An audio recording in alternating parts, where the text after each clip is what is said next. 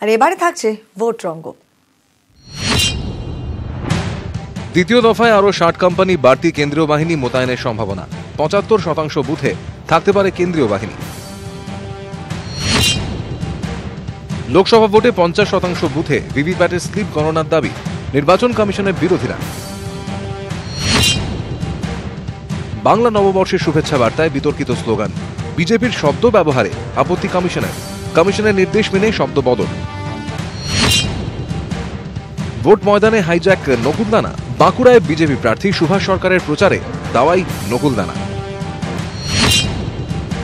ভোটের আগে কংগ্রেস তৃণমূল সংঘর্ষ উত্তপ্ত মালদহের চাঁচল, জখম হয়েছেন 8 জন। মথুরাপুরের প্রচারে বিজেপি প্রার্থীর বিরুদ্ধে হামলার অভিযোগ অস্বীকার তৃণমূলের। প্রার্থী হেমা প্রচারে ধর্মেন্দ্র। মথুরায় রবিবারের রঙিন প্রচার। আইপিএল বাজারে ভোটের নতুন ছবি। ক্রিকেট খেলে প্রচার মুম্বাই উত্তরের কংগ্রেস প্রার্থী উর্মিলা মাতোন্ডকরের। ব্রিটিশ নাগরিকত্ব, ভোট দিতে পারবেন না আলিয়া ভাট। 18 তারিখ অসমের দ্বিতীয় দফা। প্রচারে বিহুর সুর, তাতেই পা মেলালেন কংগ্রেস বিজেপির দুই প্রার্থী।